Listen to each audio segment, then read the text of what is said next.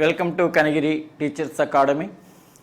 మరి ఒక 3 days క్రితం మనం అనౌన్స్ చేసినటువంటి 1,00,2026 ప్రోగ్రాం గురించి మరొకసారి మీతో మాట్లాడడం కోసం ఈరోజు మీ ముందుకు రావడం జరిగింది.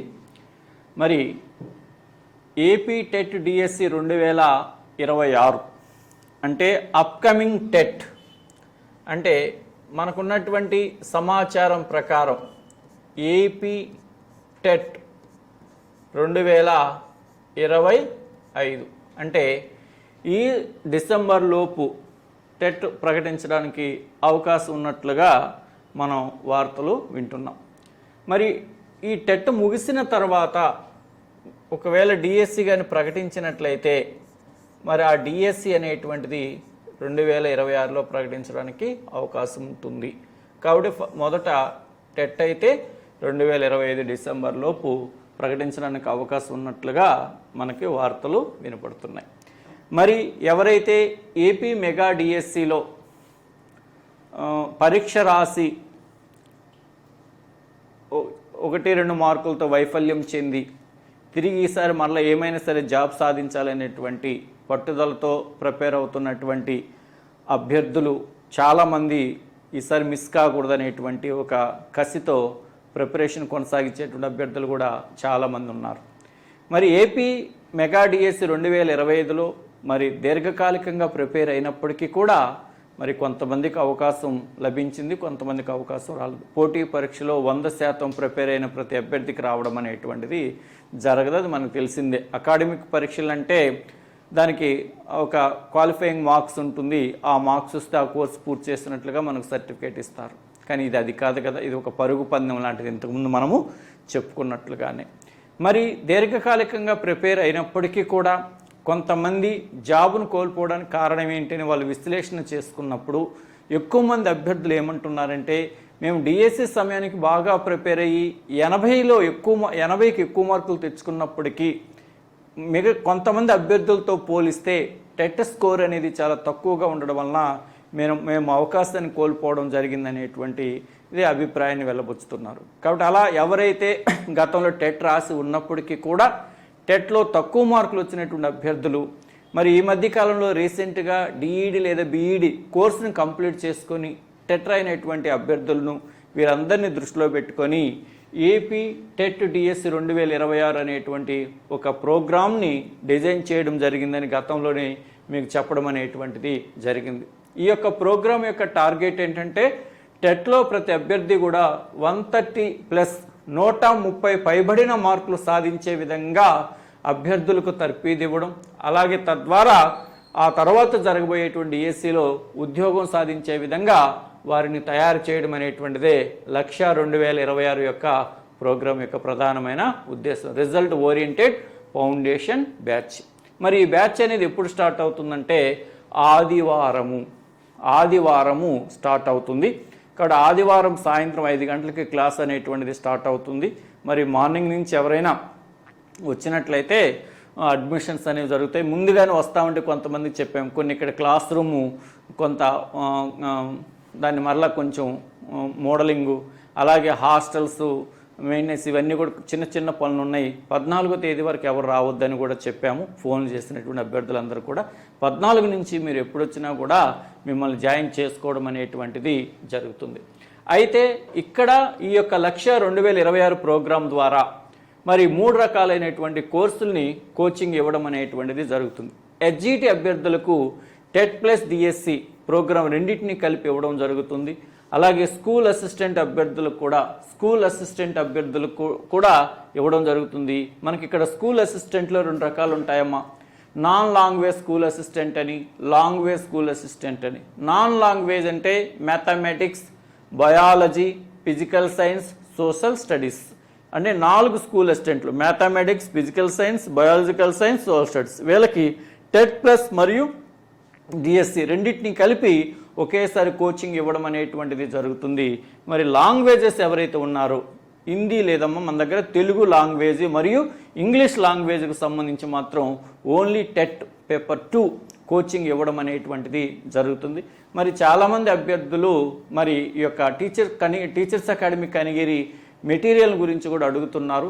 కొంత సమయం పడుతుందమ్మా, ఎందుకంటే మొన్నటిదాకా ఏపీ మెగా డిఎస్సి 2025 యొక్క అభ్యర్థులను వాళ్ళు ప్రిపరేషన్ చేసేటువంటి పనిలో మేము కూడా మొన్నటిదాకా ఉన్నాం.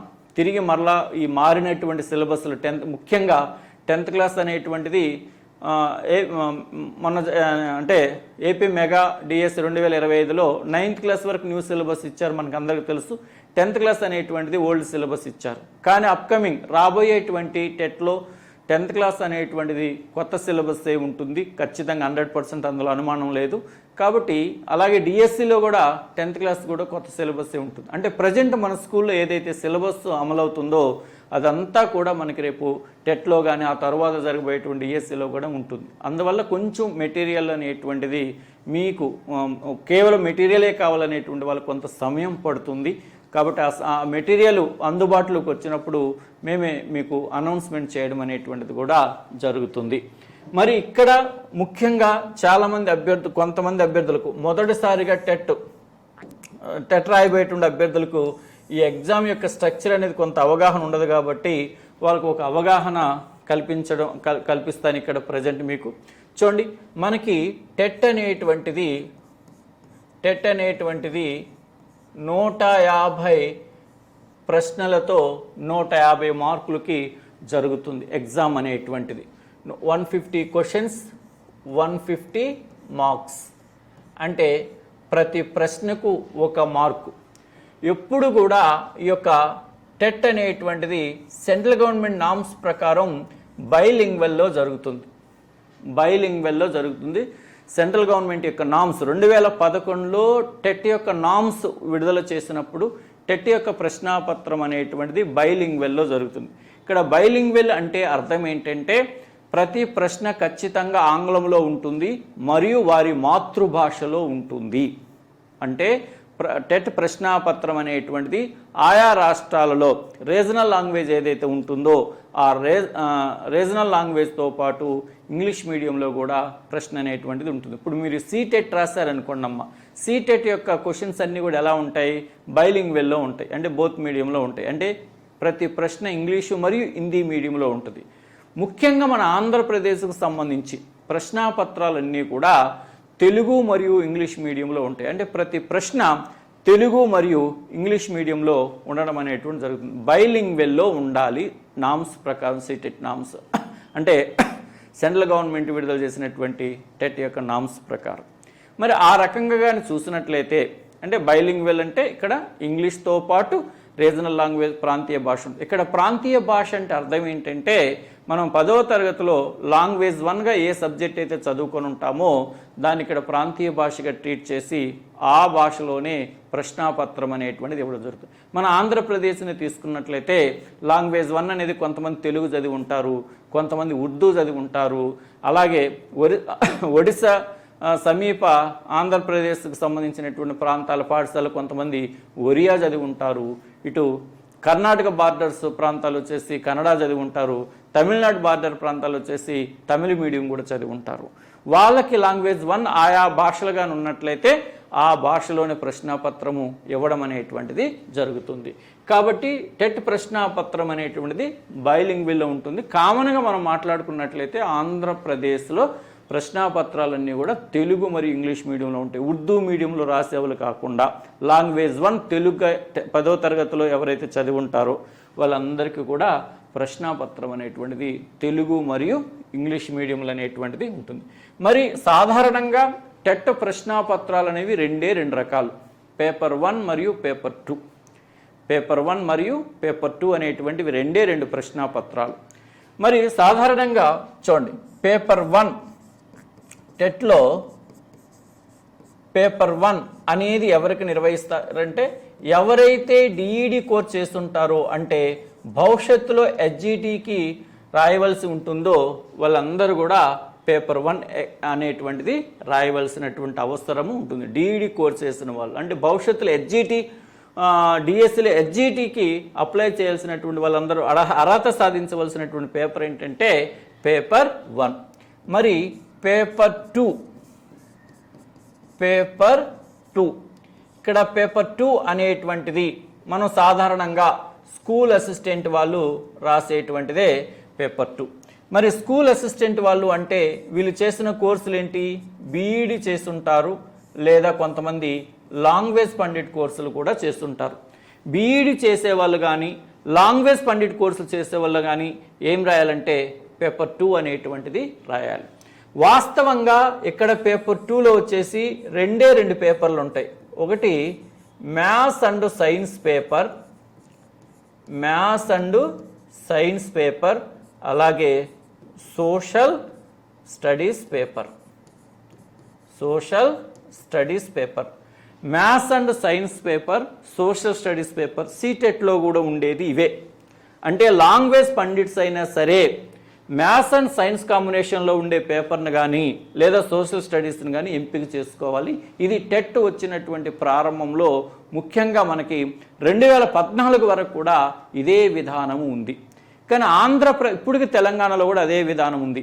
కానీ ఆంధ్రప్రదేశ్లో ఉండేటువంటి లాంగ్వేజ్ పండిట్ అభ్యర్థులు ప్రభుత్వానికి విన్నవించుకోవడం వలన ఈ యొక్క లాంగ్వేజ్ పండిట్ వాళ్ళకి సపరేట్గా ప్రశ్నాపత్రాన్ని ఒకదాన్ని టెట్లో నిర్వహించడం అనేటువంటి జరుగుతుంది. అంటే మ్యాథ్స్ అండ్ సైన్స్ ప్రశ్నాపత్రంతో పాటు సోషల్ స్టడీస్ ప్రశ్నాపత్రంతో పాటు మరొక ప్రశ్నాపత్రం ఏంటంటే లాంగ్వేజ్ వాళ్ళకి సపరేట్గా టెట్ నిర్వహించడం అనేటువంటి జరుగుతుంది. తెలుగు వాళ్ళకి సపరేట్గా ఒక లాంగ్వేజ్ పేపర్, ఇంగ్లీష్ వాళ్ళకి సపరేట్గా ఒక లాంగ్వేజ్ పేపర్, లేదా హిందీ వాళ్ళకి సపరేట్గా ఒక లాంగ్వేజ్ పేపర్. గతంలో అలా ఉండేది కాదు. 2014 వరకు అలా ఉండేది కాదు. ఎలా అంటే లాంగ్వేజ్ పండిట్స్ హిందీ అయినా తెలుగు అయినా ఇంగ్లీష్ అయినా ఎవరైనా సరే ఈ మ్యాథ్స్ అండ్ సైన్స్ కాంబినేషన్లో కానీ లేదా సోషల్ స్టడీస్ని కానీ ఎంపిక చేసుకోవాల్సి వచ్చేది. ఇప్పుడు లాంగ్వేజ్ వాళ్ళు సపరేట్గా లాంగ్వేజ్ని ఎంపిక చేసుకోవచ్చు. కాబట్టి ఇక్కడ చూడండి, పేపర్ 1లో ఒకే ఒక పేపర్ ఉంటుంది, అది డిఈడి హెచ్జిటి వాళ్ళందరూ ఆ పేపర్ రాయవలసి ఉంటుంది. ఇక బీఈడి చేసిన వాళ్ళు కానీ లాంగ్వేజ్ పండిట్ చేసిన వాళ్ళు కానీ 3 రకాల పేపర్లు ఉంటాయి. ఒకటి మ్యాథ్స్ అండ్ సైన్స్ పేపర్. ఈ మ్యాథ్స్ అండ్ సైన్స్ పేపర్ ఎవరు రాస్తారు? ఎవరైతే స్కూల్ అసిస్టెంట్లో భవిష్యత్తులో బీఈడి మ్యాథ్స్ చేసిన వాళ్ళు కానీ లేదా ఫిజికల్ సైన్స్ చేసిన వాళ్ళు కానీ లేదా బయాలజికల్ సైన్స్ చేసిన వాళ్ళు కానీ వీళ్ళందరూ రాయవలసినదే మ్యాథ్స్ అండ్ సైన్స్ కాంబినేషన్తో పరీక్ష రాయవలసి ఉంటుంది. అంటే బీఈడిలో మ్యాథ్స్ చేసిన వాళ్ళైనా ఫిజికల్ సైన్స్ చదివిన వాళ్ళైనా లేకపోతే బయాలజికల్ సైన్స్ చదివిన వాళ్ళైనా, అంటే భవిష్యత్తులో స్కూల్ అసిస్టెంట్ మ్యాథ్స్ లేదా ఫిజికల్ సైన్స్ లేదా బయాలజికల్ సైన్స్ రాయాల్సినటువంటి వాళ్ళందరూ కూడా టెట్లో రాయవలసిన పేపర్ ఏంటంటే మ్యాథ్స్ అండ్ సైన్స్ పేపర్. ఇక సోషల్ స్టడీస్ అనేటువంటిది కేవలం ఎవరైతే బీఈడిలో సోషల్ స్టడీస్ చేసి ఉంటారో లేదా భవిష్యత్తులో స్కూల్ అసిస్టెంట్ సోషల్ స్టడీస్కి ఎంపిక కావాలనుకుంటారో వారందరూ రాయవలసినటువంటి పేపర్ సోషల్ స్టడీస్. అయితే జనరల్గా ఇందులో కూడా జనరల్ ఎడ్యుకేషన్, స్పెషల్ ఎడ్యుకేషన్ ఉంది. స్పెషల్ ఎడ్యుకేషన్ మళ్ళీ సపరేట్గా ఉంటుంది. ఇప్పుడు పేపర్ 1A అంటారు దీన్ని, అదే స్పెషల్ ఎడ్యుకేషన్ అయితే పేపర్ 1B అంటారు. జనరల్ ఎడ్యుకేషన్ అయితే పేపర్ 2A అంటారు, స్పెషల్ ఎడ్యుకేషన్ అయితే పేపర్ 2B అని చెప్పేసి అంటారు. కాబట్టి టెట్లో మొత్తం ఎన్ని ప్రశ్న పత్రాలు ఉంటాయంటే జనరల్గా 4 ఉంటాయమ్మ. పేపర్ 1 హెచ్జిటి వాళ్ళు రాయవలసింది. పేపర్ 2 ఇందులో 3 రకాలు ఉంటాయి. Maths and science paper, social studies paper, language paper. Maths and science paper ఎవరు రాయవలసి ఉంటుంది? School assistant maths, school assistant physical science, school assistant biology కావాలనుకున్న వాళ్ళు మ్యాథ్స్ అండ్ సైన్స్లో అర్హత సాధించాలి. Social studies, school assistant social studies వాళ్ళు social స్టడీసే రాయాలి. ఇక లాంగ్వేజ్ పండిట్స్ లాంగ్వేజ్ పేపరు రాయాలి. హిందీ కావాలంటే హిందీయే రాస్తారు, తెలుగు కావాలనుకుంటే తెలుగే రాస్తారు, ఇంగ్లీష్ కావాలనుకుంటే ఇంగ్లీషే రాస్తారు. ఇది టెట్ యొక్క స్వరూపం. అయితే ఈ 150 మార్కులు ఎలా విభజించబడుతుంది అనే విషయాన్ని ఒక్కసారి మనము చూద్దాం. టెట్లో ఈ 150 మార్కులు ఎలా విభజించబడతాయి అనేటువంటిది ఒకసారి మనము చూద్దాం. మరి కామన్గా చూడండి, పేపర్ 1 అయినా పేపర్ 2 అయినా అందరికీ కామన్గా ఉండేది, అంటే టెట్ రాసేటువంటి ప్రతి ఒక్కరికి కామన్గా ఉండేవి ఏంటంటే, అందరికీ కామన్గా ఉండేది ఏంటంటే, ఒకటి child development and pedagogy. Child development and pedagogy, nothing but psychology. Child development and pedagogy, దీన్నే మనము సైకాలజీ. ఇది ఎన్ని మార్కుల కంటే 30 క్వశ్చన్స్ 30 మార్క్స్కి ఉంటుంది. రెండవది ఏంటంటే లాంగ్వేజ్ 1. ఇక్కడ లాంగ్వేజ్ 1 అంటే తెలుగు ఆర్ ఉర్దూ, ఏది ఎంపిక చేసుకుంటే అది. తెలుగు ఎంపిక చేసుకుంటే తెలుగు ఉంటుంది, ఉర్దూ ఎంపిక చేసుకుంటే ఉర్దూ ఉంటుంది. ఇది 30 మార్క్స్ అందరికీ కామన్గా ఉంటుంది. అలాగే లాంగ్వేజ్ 2. ఈ లాంగ్వేజ్ 2ని ఏమంటారంటే ఇంగ్లీష్ అందరికీ కామన్గా ఉంటుంది. అంటే టెట్ రాసే ప్రతి అభ్యర్థికి తప్పనిసరిగా ఉండే అంశాలు ఏంటంటే 90 మార్కులు తప్పనిసరిగా ఉంటాయి. పేపర్ 1 అయినా, పేపర్ 2 అయినా, లేదా పేపర్ 1A అయినా, 2A అయినా, 1B అయినా, 2B అయినా, టెట్ రాసేటువంటి ప్రతి ఒక్కరికి 3 సబ్జెక్టులు కామన్గా ఉంటాయి. అది ఒకటి child development and pedagogy or psychology, 30 questions 30 marks. అలాగే తెలుగు ఆర్ ఉర్దూ, అంటే లాంగ్వేజ్ 1 తెలుగు ఎంపిక చేసుకుంటే తెలుగు ఉంటుంది, ఉర్దూ ఎంపిక చేసుకుంటే ఉర్దూ ఉంటుంది, మరొక ఏదైనా భాషను ఎంపిక చేసుకుంటే అదే భాష ఉంటుంది. లాంగ్వేజ్ 2 అందరికీ కామన్, ఇంగ్లీషు ఉంటుంది 30 మార్కులకి. అంటే ఇప్పుడు లాంగ్వేజ్ పండిట్ రాసే వాళ్ళకు కూడా ఈ 90 మార్కులు, తెలుగు రాసే వాళ్ళు కూడా ఆ లాంగ్వేజ్తో సంబంధం లేకుండా ఈ 30 మార్కులు అనేటువంటివి ఇక్కడ ఉంటాయి. అలాగే ఇంగ్లీష్ వాళ్ళకు కూడా ఇంగ్లీష్ పేపర్తో సంబంధం లేకుండా ఇక్కడ 30 మార్కులు అనేటువంటివి ఉంటాయి. అయితే ఇక్కడ మీరు గుర్తుపెట్టుకోవాల్సింది ఏంటంటే, సైకాలజీ అనేటువంటిది ఒక 3 భాగాలుగా ఉంటుంది. ఆ సిలబస్ ఏంటనేది ఇంకో సందర్భంలో మనం మాట్లాడుకుందాం. ఇక్కడ లాంగ్వేజ్ 1 30 ఉంది కదా, ఈ లాంగ్వేజ్ 1 30 తెలుగు అనేటువంటిది ముఖ్యంగా ఇక్కడ ఎస్జిటి వాళ్ళకి, పేపర్ 1 వాళ్ళకైతే ఇది 24+6గా ఉంటుందమ్మా. 24+6గా ఉంటుంది. అంటే 24 మార్కులకు తెలుగు కంటెంట్, అంటే తెలుగులోని అపరిచిత గద్యము, అపరిచిత పద్యము, తెలుగు వ్యాకరణాంశాలు, భాషాంశాలు, తెలుగు పాఠ్య పుస్తకాల్లో ఉండేటువంటి అంశాలు, ఇవన్నీ కలిపి 24 మార్కులకు ఉంటే, తెలుగు మెథడాలజీ అనేటువంటిది 6 మార్కులకు ఉంటుంది పేపర్ 1 వాళ్ళకి. అలాగే ఇంగ్లీష్ కూడా ఎలా ఉంటుందంటే, 24 మార్కులకి ఇంగ్లీష్ గ్రామర్ ఉంటే 6 మార్కులకి ఇంగ్లీష్ మెథడాలజీ అనేటువంటిది ఉంటుంది. 24 మార్కులకి ఇంగ్లీష్ గ్రామర్ ఉంటే 6 మార్కులకు వచ్చేసి ఇంగ్లీష్ మెథడాలజీ అనేటువంటిది ఉంటుంది. ఇది కేవలం పేపర్ 1 వాళ్ళకు మాత్రమే. పేపర్ 2 మ్యాథ్స్ అండ్ సైన్స్ వాళ్ళకైనా, సోషల్ స్టడీస్ వాళ్ళకైనా, లాంగ్వేజ్లో తెలుగు పండిట్స్కైనా లేదా ఇంగ్లీష్ పండిట్స్కైనా ఎవరికైనా, అంటే పేపర్ 2 ఎవరైతే రాస్తున్నారో వారికి మెథడాలజీ అనేటువంటిది ఉండదు, మొత్తం గ్రామరే ఉంటుంది. అంటే వీడి వాళ్ళకి కానీ లేదా లాంగ్వేజ్ పండిట్ వాళ్ళకి కానీ ఈ యొక్క 90 మార్క్ కామన్గా ఉండేటువంటి 90 మార్కుల్లో మెథడాలజీ అనేటువంటిది ఉండదు. అది ఒకటి గుర్తుపెట్టుకోవాలి. మీరు మెథడాలజీలు చదవాల్సిన అవసరము లేదు. అంటే స్కూల్ అసిస్టెంట్ మ్యాథ్స్ వాళ్ళైనా, బయాలజీ వాళ్ళైనా, సోషల్ స్టడీస్ వాళ్ళైనా టెట్కి సంబంధించి తెలుగు మరియు ఇంగ్లీష్ మెథడాలజీలు మీరు చదవాల్సిన అవసరం లేదు. కేవలము వ్యాకరణ అంశాలు లేదా వాటి యొక్క కంటెంట్ సంబంధిత అంశాలు మాత్రమే ఉంటాయి. ఎస్జిటి వాళ్ళు మాత్రమే తెలుగు మెథడాలజీ మరియు ఇంగ్లీష్ మెథడాలజీలు చదవాల్సిన అవసరము ఉంటుంది. ఇది 90 మార్కులకు అందరికీ టెట్ రాసేటువంటి ప్రతి ఒక్కరికి కూడా కామన్గా ఉంటుంది. ఇక మిగతాది ఎన్ని మార్కులమ్మా? 60 మార్కులు. మిగతాది 60 మార్కులు. ఈ 60 మార్క్స్ అనేటువంటిది ఎలా విభజించబడి ఉంటుంది అంటే చూడండి, ఈ 60 మార్క్స్ అనేటువంటిది పేపర్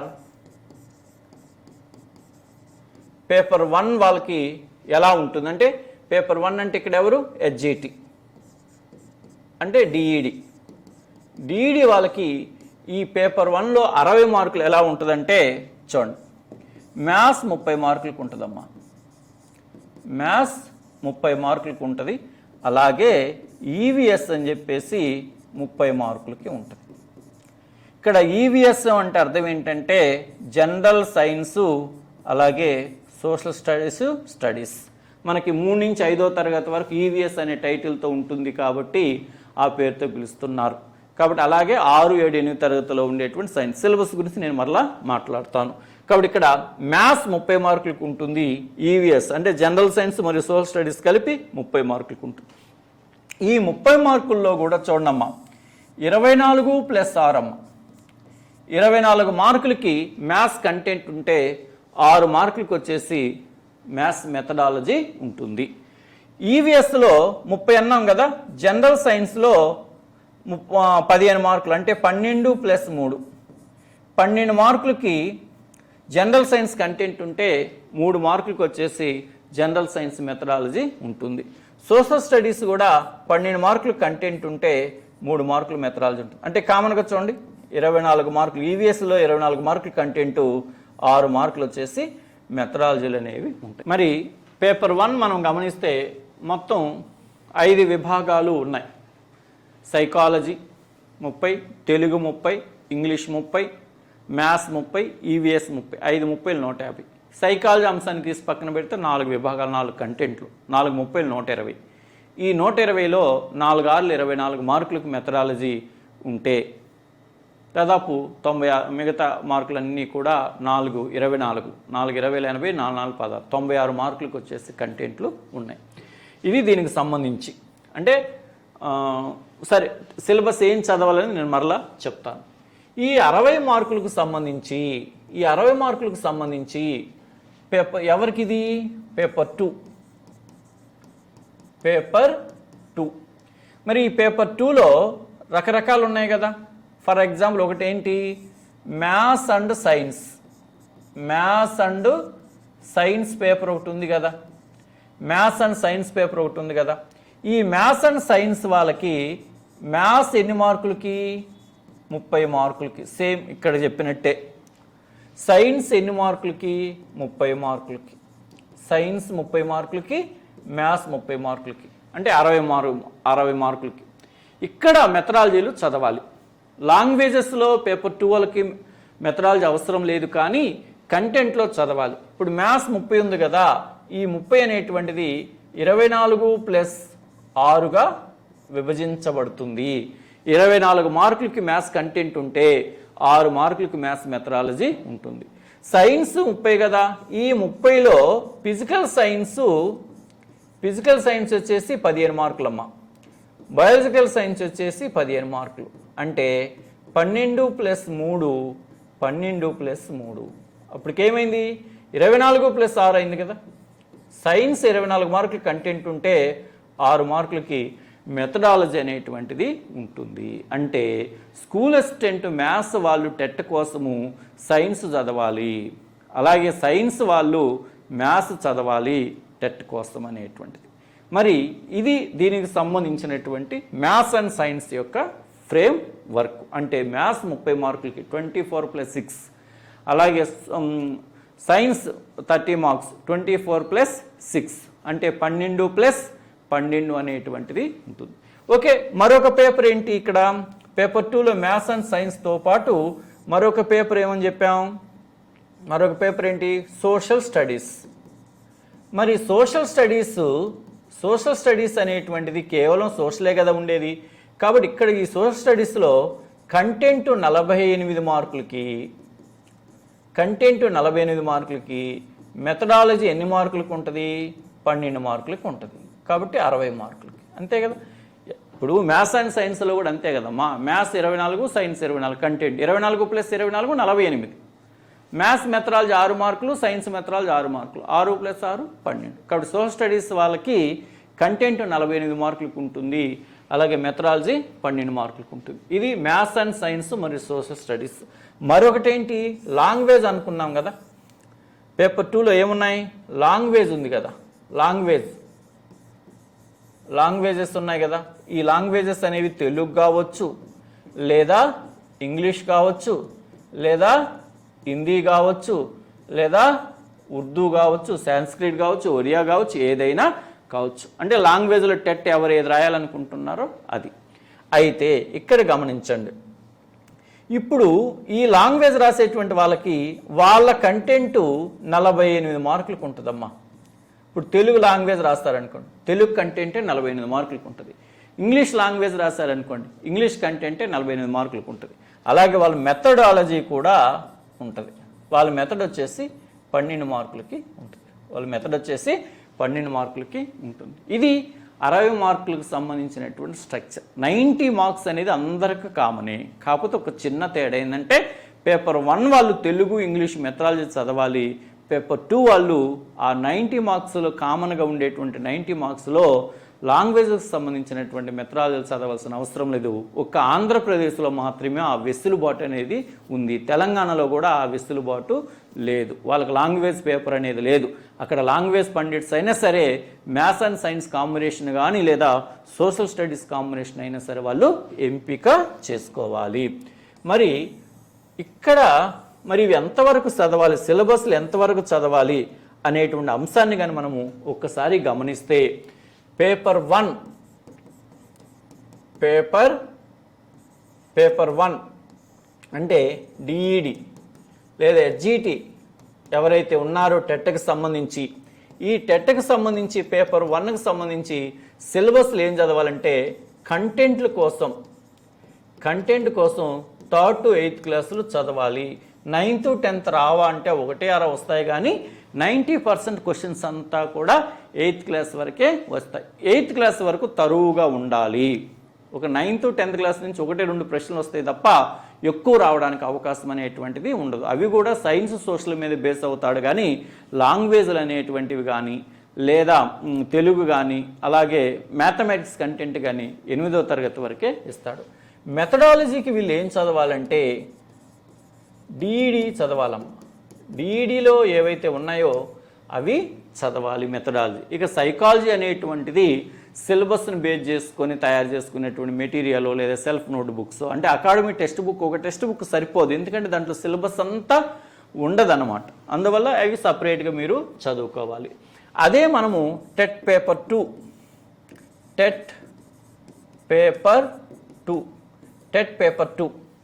మరి టెట్ పేపర్ 2కు సంబంధించి ఏం చదవాలి ఎవరైనా, అది మ్యాథ్స్ అండ్ సైన్స్ వాళ్ళైనా సరే, సోషల్ స్టడీస్ వాళ్ళైనా సరే, లాంగ్వేజ్ వాళ్ళైనా సరే, కంటెంట్ల కోసం వీళ్ళు ఏం చదవాలి అంటే 6th to 10th క్లాస్ చదవాలమ్మ. ఇంటర్మీడియట్ టెట్కి అవసరం లేదమ్మా. దయచేసి ఒక విషయాన్ని గుర్తుపెట్టుకోండి. డిఎస్సికి ప్రిపేర్ అవ్వాలనుకుంటే మాత్రమే ఇంటర్మీడియట్ కంటెంట్ చదవాలి, కానీ టెట్కి ఇంటర్మీడియట్ కంటెంట్ అవసరము లేదు. 6th క్లాస్ నుంచి 10వ తరగతి వరకు ఉన్న పుస్తకాలు చదవాలి.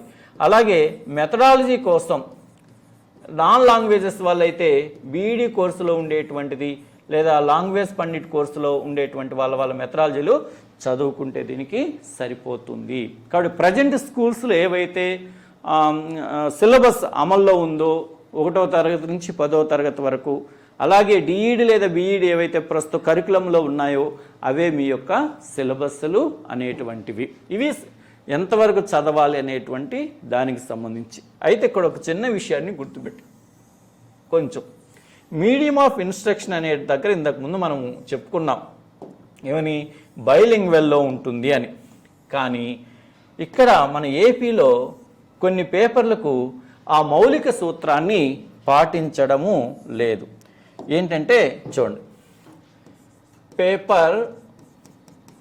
పేపర్ 1 అంటే ఎస్జిడికి సంబంధించి బైలింగ్వెల్లో ఉంటుంది. అంటే ప్రతి క్వశ్చన్ కూడా ఇంగ్లీష్ మీడియంలో ఉంటుంది, అలాగే తెలుగు మీడియంలో కూడా ఉంటుంది.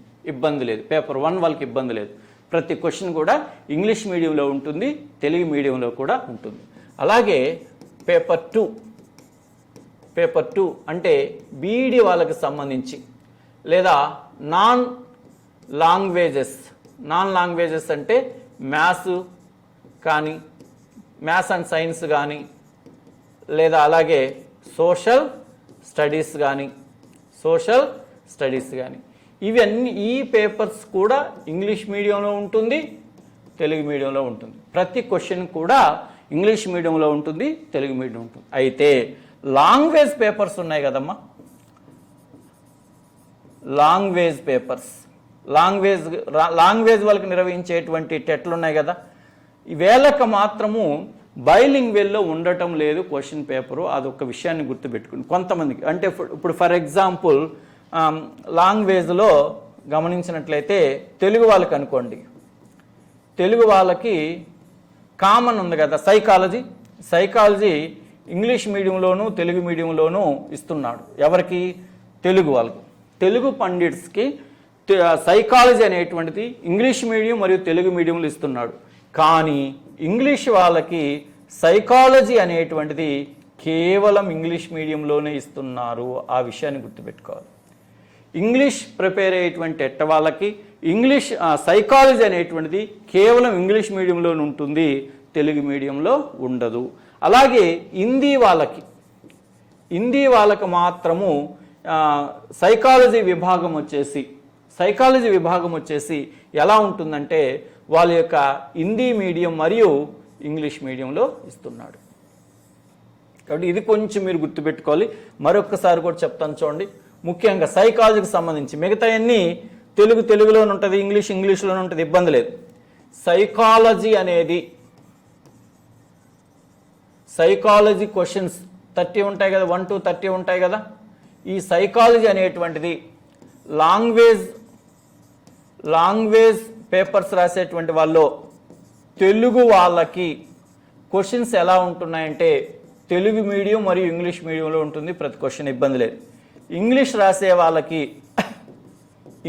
రాసే వాళ్ళకి కేవలము సైకాలజీ క్వశ్చన్ ఇంగ్లీష్లోనే ఉంటుంది. హిందీ రాసే వాళ్ళకి క్వశ్చన్ అనేది హిందీ మరియు ఇంగ్లీష్లో ఉంటుంది. చాలామంది ఈ విషయాలు నన్ను ఫోన్ చేసినప్పుడు అడుగుతున్నారు కాబట్టి వాళ్ళకి నేను చెప్తున్నాను.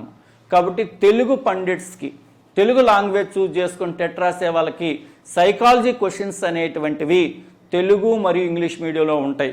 మిగతా అంటే మీరు మిగతాదంతా ఒక ఇంగ్లీష్ విభాగం తప్పితే తెలుగు అంతా తెలుగులోనే ఉంటుంది. అదేం ఇంగ్లీష్లో ఇవ్వరు కదా. ఇంగ్లీష్ వాళ్ళకి తెలుగు అనేది తెలుగులోనే ఉంటుంది, అది వేరే రూపంలో ఇవ్వడానికి కుదరదు. ఇక మీ ఇంగ్లీష్ కంటెంట్ అంతా ఇంగ్లీష్లోనే ఇస్తారు, సైకాలజీ కూడా ఇంగ్లీష్లోనే ఇస్తారు, బైలింగ్వెల్ ఇవ్వడం లేదు. హిందీ పండిట్కి ఒక సైకాలజీ మాత్రమే హిందీ మరియు ఇంగ్లీష్ మీడియంలో ఉంటుంది. ఇక ఇంగ్లీష్ లాగానే ఇస్తారు, ఇంకా మిగతా తెలుగు అనేది తెలుగు లాగానే ఇచ్చేస్తారు. ఇక మిగతాదంతా హిందీ మీడియంలో ఉంటుంది అనమాట. ఇక్కడ సైకాలజీ మీదనే చాలామంది అడుగుతున్నారు నన్ను, అందుకోసం చెప్పడం జరిగింది.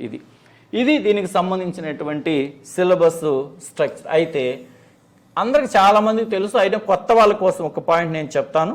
మరి ఈ టెట్లో అర్హత సాధించాలంటే ఎన్ని మార్కులకు రావాలి, ఎవరికి ఎన్ని మార్కులు రావాలని చూస్తే మనం ఇంతకుముందు చెప్పాం మ్యాక్సిమం స్కోర్ ఎంత, 150 మార్క్స్ కదా. ఈ 150 మార్క్స్కి సంబంధించి ఎస్సీ, ఎస్టీ, పిహెచ్ వీళ్ళకి ఎన్ని మార్కులు రావాలంటే 60 మార్కులు వస్తే క్వాలిఫై అయినట్టమ్మ. 60 మార్కులు రావాలంటే 40%, 150లో 40% 60 మార్కులు. అలాగే బీసీ క్యాండిడేట్స్కి ఎన్ని రావాలంటే 75 మార్కులు రావాలి. ఓపెన్ కేటగిరీ వాళ్ళకి ఎన్ని మార్కులు రావాలంటే 90 మార్కులు రావాలి. అంటే టెట్ క్వాలిఫైయింగ్ మార్క్స్. గతంలో క్వాలిఫై అయితే చాలురా దేవుడు అనుకునేవాళ్ళు, కానీ ఇప్పుడు ఆ పరిస్థితి లేదు. ఎందుకంటే టెట్లో వచ్చిన వెయిటేజ్, డిఎస్సిలో వెయిటేజీ 20% ఉంటుంది కదా. అంటే టెట్ మీరు ప్రిపేర్ అవుతున్నారు అంటే దాని అర్థము డిఎస్సికి సంబంధించి 1/4 విభాగాన్ని మీరు కంప్లీట్ చేసినట్టు. ఎందుకని మనకు డిఎస్సి అనేది కేవలం జరిగేది 80 మార్కులకు మాత్రమే. 20 మార్కులకు వెయిటేజీ టెట్లో వచ్చిన స్కోర్ ఆధారంగా ఉంటుంది. కాబట్టి టెట్ స్కోర్కి ప్రాధాన్యత అనేటువంటిది ఏర్పడింది. నిన్న ఏపీ మెగా డిఎస్సి యొక్క రిజల్ట్ని మనం పరిశీలన చేస్తే సేమ్ మార్క్స్ వచ్చి కూడా పాయింట్స్లో జాబ్ని కోల్పోయారు. మరి ఆ పాయింట్స్లో తేడాలు రావడానికి కారణం టెట్ స్కోర్లో ఉండేటువంటి తేడా. కాబట్టి మీకు సమయం ఉంది కాబట్టి భవిష్యత్తులో డిఎస్సిలో మీరు ఉద్యోగం సాధించాలంటే మాత్రం టెట్కి మాత్రం ప్రాధాన్యత ఇవ్వండి. మీ యొక్క స్కోర్ను పెంచుకోవడానికి ఇంపార్టెన్స్ ఇవ్వండి. ఇది టెట్కి సంబంధించినటువంటి కొన్ని ముఖ్యమైనటువంటి అంశాలు. మరి ఈ టెట్ అలాగే దానికి సంబంధించిన డిఎస్సి ఈ కోర్సులన్నీ కూడా మనకి సెప్టెంబర్ 14వ తేదీన కనిగిరి మరియు విజయనగరంలో బ్యాచెస్ స్టార్ట్ అవుతున్నాయి. కాబట్టి ఎవరైతే ఆసక్తి ఉంటుందో ఎవరికైతే కోచింగ్ నీడ్ ఉందో అలాంటి అభ్యర్థులందరూ కూడా జాయిన్ కాగలరు. కొంతమంది ఆన్లైన్ అడుగుతున్నారు. ఆల్రెడీ జనరల్ కోర్సులు అయితే ఆల్రెడీ యాప్లో అప్లోడ్ చేస్తున్నాం. టెట్కి సంబంధించి మీరు అందులో పర్చేజ్ చేసుకోవచ్చు, ఇబ్బంది లేదు. మరి దీనికి సంబంధించి అంటే ఈ 14వ తేదీ బ్యాచ్కి సంబంధించి మీరు 14వ తేదీ నుంచి ఏ రోజైనా కూడా రావచ్చు. ఇంతకుముందు నేను చెప్పినట్టు కూడా ఈ బ్యాచ్కి సంబంధించి లిమిటెడ్గానే అభ్యర్థుల ఎంపిక తీసుకోవడం అనేటువంటి జరుగుతుంది. ఎందుకంటే ఇది ఒక ఎగ్జామ్ అంటే మార్క్స్ని పెంచాలనేటువంటి ఓరియంటేషన్తో ఈ స్పెషల్ ప్రోగ్రామ్ నిర్వహిస్తున్నాం. కాబట్టి ఎక్కువ క్రౌడ్లో మేము అనుకున్నటువంటి డిజైన్లో ప్రోగ్రామ్ చేయడం అనేటువంటి సాధ్యం కాదు. నోటిఫికేషన్ వచ్చిన తర్వాత అయితే ఈ స్పెషల్ ప్రోగ్రామ్ అనేటువంటిది సాధ్యము కాదు. మరొక చిన్న అనౌన్స్మెంట్ ఆల్రెడీ అనౌన్స్ చేస్తున్నాను.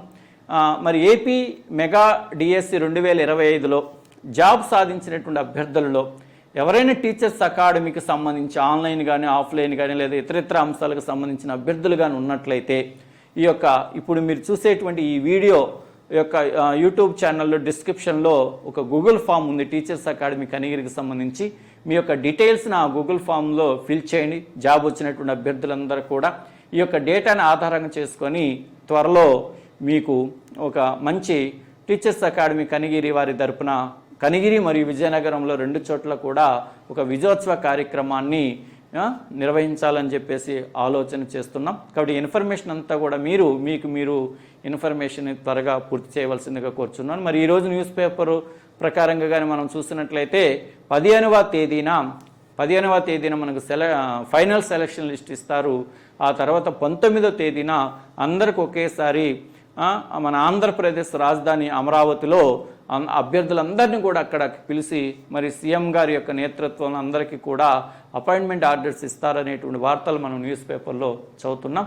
మరి ఎవరైతే ఏపీ మెగా డిఎస్సి 2020 ద్వారా సెలెక్ట్ అయ్యారో రాష్ట్ర వ్యాప్తంగా ఆ అభ్యర్థులందరికీ మరియు వారి తల్లిదండ్రులందరికీ కూడా కనిగిరి టీచర్స్ అకాడమీ తరపున ప్రత్యేకమైనటువంటి శుభాకాంక్షలు తెలియజేస్తూ సెలవు తీసుకుంటున్నాను. Thank you.